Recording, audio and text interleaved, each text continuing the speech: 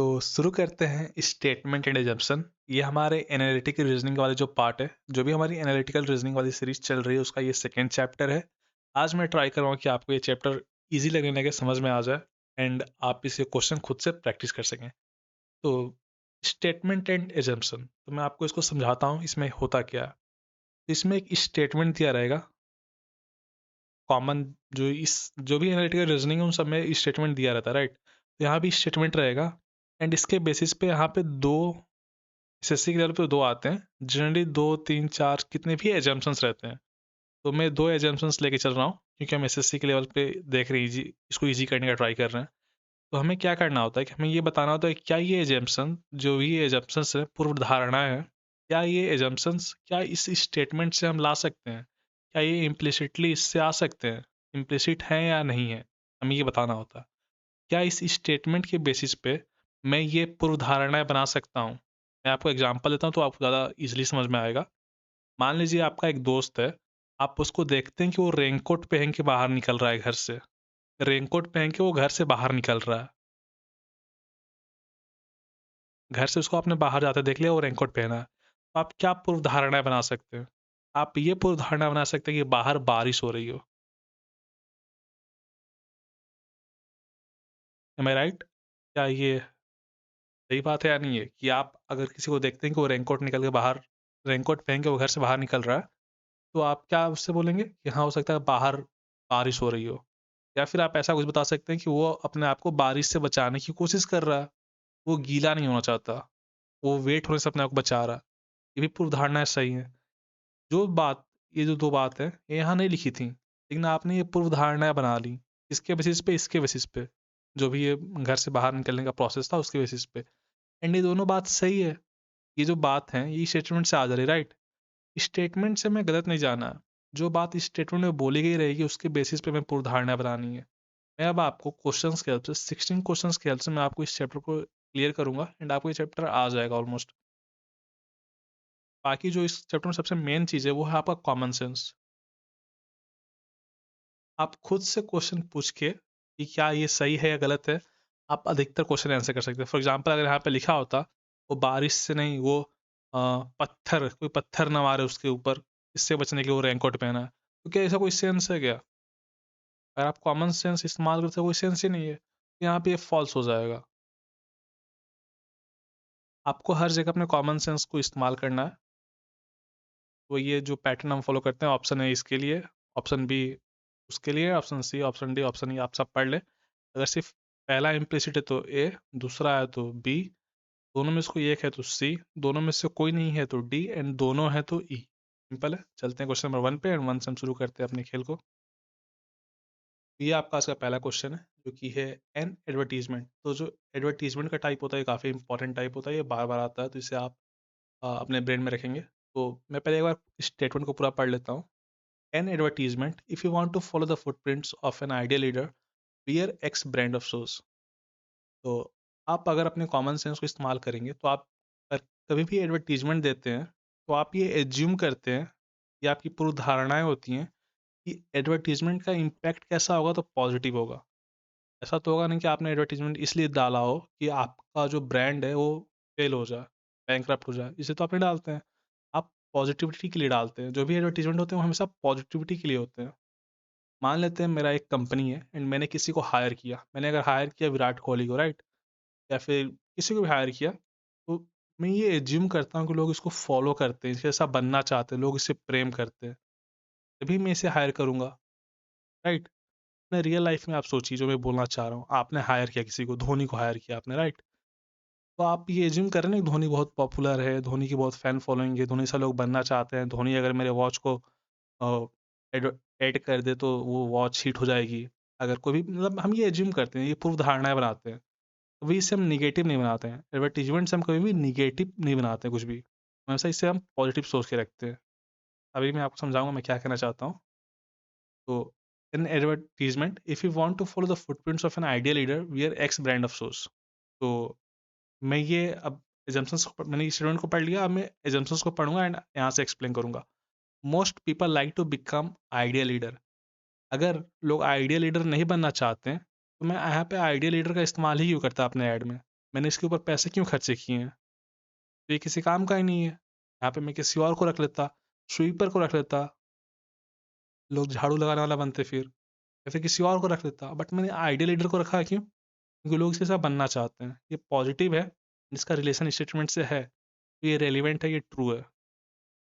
ये इम्प्लिसिट है, ये एक्सप्लिसिट नहीं है, ये इम्प्लिसिट है, ये डायरेक्टली वहाँ से हम डिराइव कर पा रहे हैं। फिर दूसरा है, one can't become ideal leader unless one. तो जब भी आपको ऐसे वर्ड दिखे, वनलेस वन, जहाँ पे ना बात कर रहा हो कि सिर्फ जब तक आप ये ब्रांड ऑफ शूज नहीं पहनेंगे।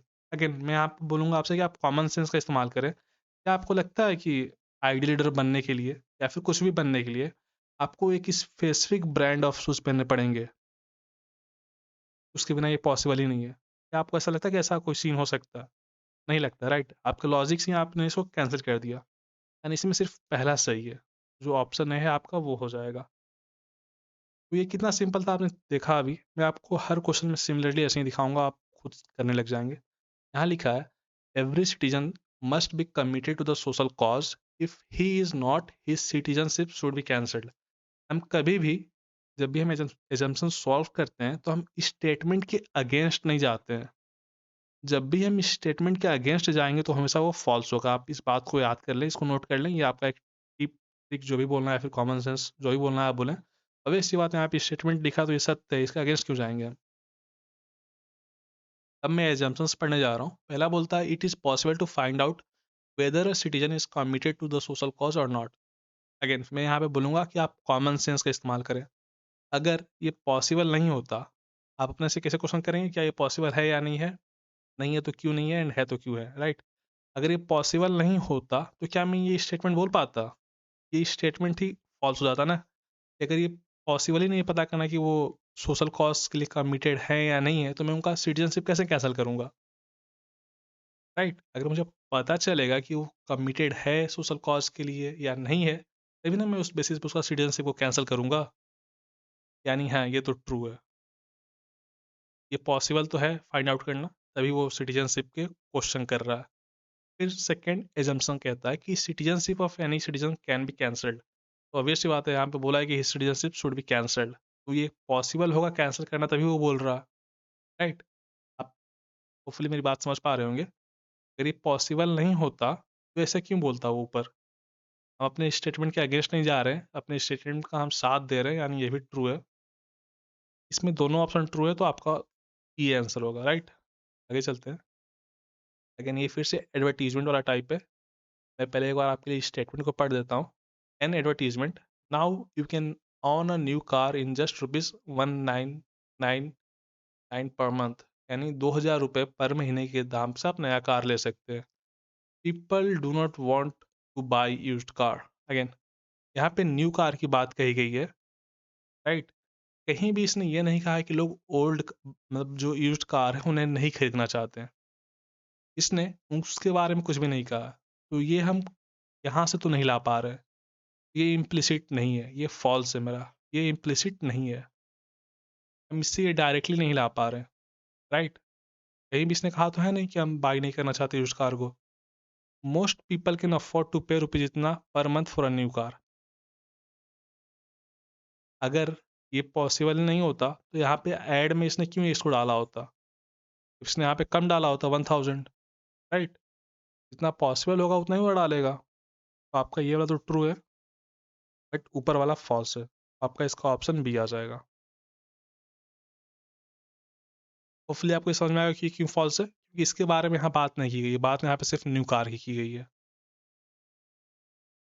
Beware of dogs. Our dogs do not bark, but they are trained to distinguish between genuine guests and intruders. Barking dogs rarely bite. ये कोई सेंस नहीं बनाता यहाँ से। Our dogs could be dangerous for intruders. हाँ, ये सही बात है, तभी वहाँ पे beware का नोटिस लगा। इसमें तो कुछ एक्सप्लेन करने वाला कोई है नहीं, ये आपको समझ में आ गया होगा। यहाँ आते, without reforming the entire administrative system, we cannot eradicate corruption and prejudice from the society. यहाँ लिखा है, the existence of corruption and prejudice is good. अगर ये गुड होता, अगर ये गुड होता, यहाँ पे इसके इरेडिकेट करने की बात नहीं चल रही होती। यहाँ पे इसके इरेडिकेट करने की बात चल रही है, यानी ये गुड नहीं है। तो this is false. Okay, common sense था यहाँ तक तो। बट मैं आपको सिखा रहा हूँ कि आपको कैसे क्वेश्चनिंग करके वहाँ पे गुड मतलब फॉल्स या ट्रू करना है। यहाँ पे there is enough flexibility to change the administrative system. अगर फ्लेक्सिबिलिटी होती अगर फ्लेक्सिबिलिटी होती तो यहाँ पे इंटायर को रिफॉर्म करने की बात नहीं चल रही होती, राइट। अगर फ्लेक्सिबिलिटी होती तो जो चेंजेस चाहिए होते हैं उन चेंजेस को हमने अडॉप्ट कर लिया होता एंड हम आगे मूव ऑन कर गए होते अपने लाइफ में। बट वो चेंजेस हम नहीं ला पा रहे हैं क्योंकि वो फ्लेक्सिबल नहीं है, वो रिजिड है। उसके लिए हम क्या डिमांड कर रहे हैं कि हम इंटायर में ही रिफॉर्म कर दें। तो होपफुली यहाँ तक क्लियर था। देखते हैं आगे नेक्स्ट क्वेश्चन को। पहले मैं स्टेटमेंट पढ़ देता हूँ। The regulatory authority has set up a review committee to find out the reasons for unstable stock prices. Okay, यहाँ तक तो सब कुछ नॉर्मल है, कोई भी दिक्कत नहीं है। अब हम एजम्पशंस को पढ़ते हैं। The investors may regain confidence in stock market by this decision. एक पॉजिटिव बात है एंड उसी स्टेटमेंट से उसका रिलेशन है। द रिव्यू मैं दूसरा वाला पढ़ रहा हूँ। The review committee has the expertise to find out the cause for volatility in the stock market. Obviously बात है, कॉमन सेंस ये भी है, पॉसिबल है। ये दोनों ट्रू है एंड दोनों नॉर्मल चीज़ें जो आपकी रियल लाइफ में होती रहती हैं। फॉर एग्जाम्पल अब देखिए मैं एक्सप्लेन करता हूँ। अगर इन्वेस्टर्स जो होंगे यहाँ पे, जो रेगुलेटरी अथॉरिटी है, जो हमारी स्टॉक मार्केट है वो काफ़ी वोलेटाइल हो गई है, राइट। वोलेटाइल मतलब अस्थिर हो गई है, ऊपर नीचे उसका प्राइस हो रहा है। जो इन्वेस्टर्स होंगे वो डरे होंगे। तो अगर हम एक रेगुलेटरी अथॉरिटी को, एक जो हमारी रेगुलेटरी अथॉरिटीज़ होती हैं जैसे कि सेबी है, अगर वो एक रिव्यू कमेटी बनाती है तो जो कमेटी का जो भी वो होगा, जो भी उसका रिपोर्ट होगा, उसके बेसिस पे इन्वेस्टर्स को क्या आएगा, एक कॉन्फिडेंस आएगा कि मेरा पैसा डूब नहीं रहा है, इस कंट्री में सेफ है। इन्वेस्टर्स बहुत बाहर बाहर देशों के भी होते हैं ना, तो उनका हमें कॉन्फिडेंस चाहिए होता है ताकि वो हमारे मार्केट में इन्वेस्ट कर सके। तो वो उन्हें कैसे कॉन्फिडेंस मिलेगा, वो इसके रिव्यू कमेटी के जो भी रिजल्ट आएगा उससे रीजन्स आ जाएंगे। क्या पता रीजन ऐसा हो कि मार्केट में अभी कुछ लोग बेच रहे हो, ऐसा हो सकता है ना कि चुनाव आया तो लोग बेच रहे हैं, मार्केट सेफ है। महाराष्ट्र चुनाव आए से लोग खरीदने लगे क्योंकि बीजेपी जीत गई, तो स्ट्रांग पार्टी से मार्केट स्ट्रांग हो जाता है। यहाँ देखते हैं। The review committee has the expertise to find out. Obviously बात है, रिव्यू कमेटी के पास एक्सपर्टीज है तभी ना उसको बैठाया गया है। अगर उसके पास एक्सपर्टीज नहीं होता तो उसे हम क्यों बैठाते हैं। यहाँ पे हम बैठा देते हैं अमित शाह को कि अमित शाह भाई तुम बताओ क्यों वोलेटाइल है। अमित शाह का एक्सपर्टीज नहीं है, जिसका एक्सपर्टीज है उसको हम बैठा रहे हैं। किसका एक्सपर्टीज है, वो रिव्यू कमेटी का। आगे चलते हैं, ये तो काफ़ी बोरिंग एग्जाम्पल हो गए, यहाँ देखते हैं। तो ये आपका नेक्स्ट एग्जाम्पल है, इसमें फ्यूचर एंड पास्ट की बात की गई है। तो वेल इस क्वेश्चन में तो अप्लाई नहीं होगा, बट जनरली जब नॉर्मली हम जब फ्यूचर या फिर पास्ट की बात कर रहे होते हैं तो वो फॉल्स होता है, एक्सप्लिसिट होता है वो। जब फ्यूचर या पास्ट की बात कर रहे हैं तो यहाँ पे तो एक नॉर्मल सा इसे क्या बोलेंगे हम, मतलब एक ये फ्रेज है, बस फ्रेज का यहाँ पे इस्तेमाल हुआ। पहले हम इस स्टेटमेंट को पढ़ लेते हैं। Get rid of your future get sorry get rid of your past for future, get our new generation fridge at a discount in exchange of old. ये एक एडवर्टीजमेंट है जिसमें हम थोड़ा बहुत वो नहीं बोलते हैं, मार्केटिंग गिमिक एग्जेजरेट कर रहे हैं, चीज़ों को डाल रहे हैं, कैची फ्रेजेस डाल रहे हैं, तो वो कैची फ्रेज है यहाँ पे। तो अब मैं यहाँ पे पढ़ता हूँ एजम्पन्स को। पहला एजम्पन ये कहता है कि the sales of the new fridge में increase in the coming months. Well जो एडवर्टीजमेंट होते हैं उनका पहला गोल ही ये होता है कि हम अपने सेल को ड्राइव कर सकें, सेल को हम इंक्रीज कर सकें। एक पॉजिटिव बात है, अच्छी बात है, तो ये ट्रू है, सिंपल सा। People prefer to exchange future with the past, ये भी कॉमन सेंस है, ट्रू है। हम लोग चाहते हैं कि अगर हमारे जो भी पास्ट उसे भूलकर हम फ्यूचर में आगे बढ़ सके, right. People prefer to exchange future with past. ठीक है, तो यहाँ पे लिखा इसी का the get rid of your past for future, इसी फ्रेज का यहाँ पे मीनिंग है सिंपली। तो ये दोनों ट्रू है। यहाँ आते हैं। The multinational fast food chains are opening up a large number of plus coffee shops with piped modern music in different cities of India and these are serving various snack with coffee. तो ये हमने पढ़ लिया इस statement को। Again ये company के basis पे यहाँ देखते हैं। A large number of person में become regular customer of this coffee shop. Again positive बात है, अच्छी बात है, इसलिए हम वो सब काम करते हैं जो भी करते हैं, तो ये ट्रू है। कंपनीज वो सारी जो काम कर रही है वो इसी काम के लिए कर रही है कि उसके जो रेगुलर कस्टमर है वो इंक्रीज हो सके। The people will like to enjoy the comfortable environment while drinking coffee with snacks. True है, इसलिए मैं कंफर्टेबल इन्वायरमेंट लगा रहा हूँ। अगर वो इन्जॉय ही नहीं करेंगे तो मैं क्यों लगाऊंगा उनके लिए। यहाँ तक तो कॉमन सेंस है। Railway officials have started 10 new trains and increase the frequency of 14 running trains. Again यहाँ पे मैं एक्सप्लेन करने की ट्राई करूंगा तो आप यहाँ पे अटेंटिव हो जाए। अब तक आप अगर सो रहे तो कोई बात नहीं। The existing trains are not sufficient to provide accommodation to all passengers. Again यहाँ पे हमने आपको निगेटिव क्वेश्चन करते हैं कि अगर वो सफिशियंट होते हैं, यहाँ पे लिखा है नॉट सफिशियंट, राइट? अगर वो सफिशियंट होते, मान लेते हैं कि वो सफिशियंट थे जो भी एग्जिस्टिंग ट्रेन थे, तो क्या मैं और नए ट्रेन चलाता, अपना वो पैसा वेस्ट करता? यहाँ पे फ्रीक्वेंसी भी इंक्रीज किया गया, क्या मैं फालतू का पैसा क्यों वेस्ट करता? मैं इसलिए ही अपने पैसे को वेस्ट कर रहा हूँ क्योंकि ये सफिशियंट नहीं है। जितनी पहले से ट्रेनें हैं, the existing train are not sufficient, ये कॉमन सेंस है, राइट? तो वो सफिशियंट नहीं है, इसलिए मैं और ट्रेन ला रहा हूँ, जो ट्रेन है उनकी भी फ्रीक्वेंसी इंक्रीज कर रहा हूँ। तो ये ट्रू हो गया आपका, यहाँ वो सफिशियंट नहीं है। आगे देखते हैं, the new and additional trains would have sufficient passenger so that they will be economical viable, true, right? तभी ना मैं इतने ट्रेन ला रहा हूँ, 10 ट्रेन ला रहा हूँ और ये फ्रीक्वेंसी इंक्रीज कर रहा हूँ, क्योंकि मैं कंफर्म हूँ कि जो भी मैं ट्रेन ला रहा हूँ वो मेरे लिए प्रॉफिटेबल है। आगे चलते हैं, the government has decided to overhaul the structure of school fee by linking the school fee with the incomes of parents. तो जितना जिसका पेरेंट का वो होगा, इनकम होगा, उसके हिसाब से वो फी देगा। मैं एजम्पशंस को पढ़ रहा हूँ। Parents will furnish correct information about their incomes to school. जब भी गवर्नमेंट पॉलिसीज आती है, उससे भी हम पॉजिटिव चीज़ों को ही लेते हैं, निगेटिव को नहीं लेते हैं। ये पॉजिटिव बात है, अच्छी बात है, उसको ट्रू करेगा। एंड जब ये होगा तभी नहीं ये हो पाएगा। अगर वो लोग करेक्ट इन्फॉर्मेशन नहीं देंगे, रॉन्ग इन्फॉर्मेशन देंगे, फॉर एग्जाम्पल मान लीजिए कोई पेरेंट है 1 लाख कमाता है, वो बोल दे कि मैं 10 लाख कमाता हूँ या फिर 100 लाख कमाता हूँ, वो ऐसा क्यों करेगा? फिर बोल दे कि 1 रुपये कमाता हूँ, तो जो भी गवर्नमेंट की स्कीम वो फेल हो जाएगी। तो हमेशा वो ट्रू इन्फॉर्मेशन ही देगा। आगे देखते हैं, पेरेंट्स विल एग्री टू पे the fee after overhauling of fee structure. ये भी ट्रू है। क्यों ट्रू है? वो एग्री कर जाए पे करने के लिए, से हम इसको ओवरहॉल कर रहे हैं, या फिर जो पुराना फी स्ट्रक्चर था हम वही रहने देते हैं।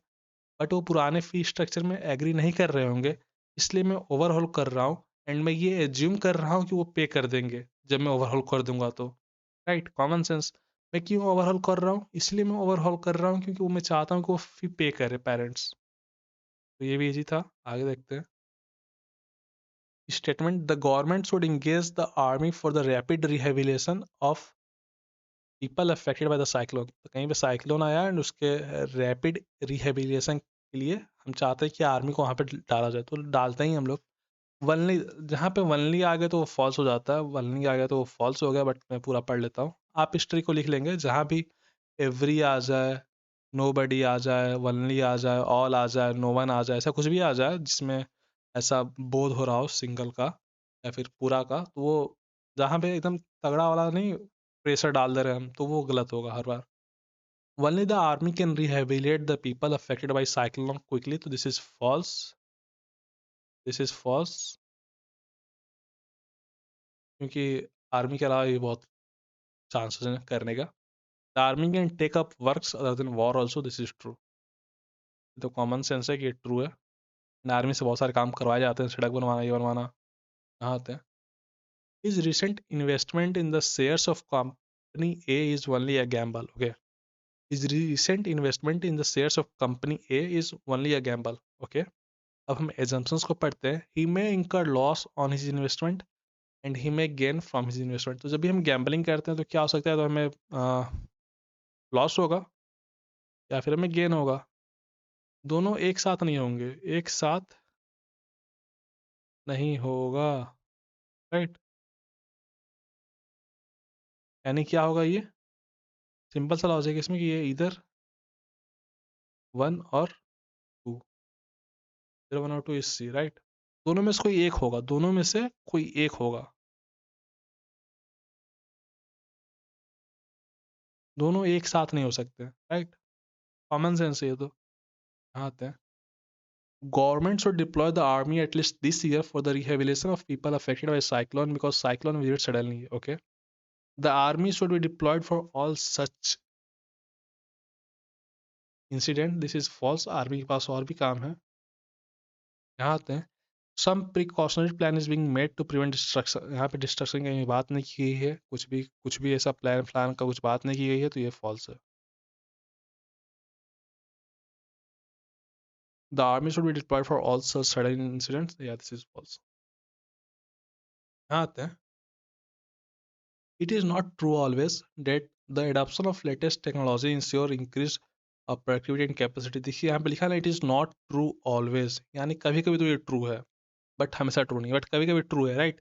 कभी कभी ट्रू है बट हमेशा ट्रू नहीं है। It is not true always, यही मीनिंग होता है। यहाँ देखते हैं, it is possible to prove that increase productivity and capacity are due to adoption of latest technology. हाँ, कभी कभी तो ट्रू है, इसने खुद बोला तो, या दिस इज ट्रू, कभी कभी ट्रू है, मतलब possible, it is possible.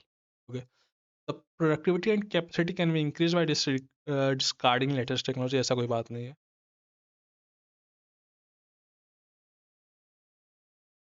Latest technology को डिस्कार्ड नहीं करना है, उससे हमें अडेप्ट करना है एंड उसके जैसा बनना है। आते हैं, if you could not collect the required amount by oral call, you must publish an advertisement। Again आप एडवर्टीजमेंट की बात की तो हम ये मान के चलते हैं पॉजिटिव है। फॉर एग्जाम्पल ये वाला हम पढ़ते हैं जब एजम्पशन को, तो यहाँ लिखा है generally people are reluctant to read an advertisement in a newspaper. अगर पीपल आर रिलेक्टेंट, मैं न्यूज़पेपर में क्यों डालूंगा एडवर्टीजमेंट? मैं तो ये एज्यूम कर रहा हूँ ना कि लोग पॉजिटिव हैं, पढ़ते होंगे, एडवर्टीजमेंट से मेरा सेल बढ़ेगा, जो भी बढ़ेगा, इसलिए मैं डाल रहा हूँ। तो ये तो आपका फॉल्स हो गया, क्योंकि नेगेटिव, ये उसका अगेंस्ट ही जा रहा है, ये इसके स्टेटमेंट के बहुत अगेंस्ट ही चला जा रहा है। यहाँ देखते हैं, people rarely respond to oral call, ऐसा भी कोई बात नहीं है, इसने कुछ कहा नहीं है। बस वो अमाउंट नहीं कलेक्ट कर पा रहा है। लोग आंसर तो कर ही रहेंगे, नहीं, दोनों इसका फॉल्स हो जाएगा। 15 का आपका डी हो जाएगा, राइट, इसका आपका ए हो जाएगा। तो ये आर्नट कार्टर, तो ये आपको इसी चैनल पर मिल जाएंगे कमेंट सेक्शन में। If Arnold Carter studies hard he will get first rank, right. अगर आर्नट यहाँ पे लिखा है इफ, राइट, अगर वो स्टडी हार्ड करता तो उसका फर्स्ट रैंक आएगा, राइट। इसका इस फर्स्ट रैंक लाने के लिए पहले क्या होना होगा, उसको स्टडी हार्ड करना होगा, राइट। अगर वो स्टडी हार्ड करता तो उसका क्या आएगा, फर्स्ट रैंक आ जाएगा। आगे देखते हैं, आर्नट का अटर will study hard, okay, Arnold Carter will not study hard. तो इसका आंसर क्या हो सकता है, या तो स्टडी हार्ड करेगा या तो नहीं करेगा। दोनों एक साथ वो नहीं कर सकते, दोनों में से कोई एक करेगा, राइट। इधर वन और टू, दोनों एक साथ नहीं होगा। या तो उसका फर्स्ट रैंक आने वाला है या तो नहीं आने वाला है, यही हो सकता है, राइट। अगर वो स्टडी हार्ड करे तो उसका फर्स्ट रैंक आ ही जाएगा। तो इस चैप्टर में इतना ही। हमने आज ऑलमोस्ट 16 क्वेश्चंस कर लिए। हमारा गोल क्या है कि पहले हम सारे के सारे चैप्टर को एक बार कर ले, उसके बाद जो फाइनल वीडियो आएगी, फाइनल वीडियो में हम सारे चैप्टर को एक साथ ही पढ़ेंगे एंड उनमें न्यू क्वेश्चंस रहेंगे, उनमें क्वेश्चंस रिपीट नहीं होंगे, डिफरेंट क्वेश्चंस रहेंगे, तो आपका उसमें ही लाइक वो भी वीडियो आपके लिए काफ़ी हेल्पफुल होगा। तो अब मैं आपसे रिक्वेस्ट करूँगा कि आप पूरी वीडियो को कंप्लीट कर लें, फिर नेक्स्ट वीडियो में मिलता हूँ मैं आपसे।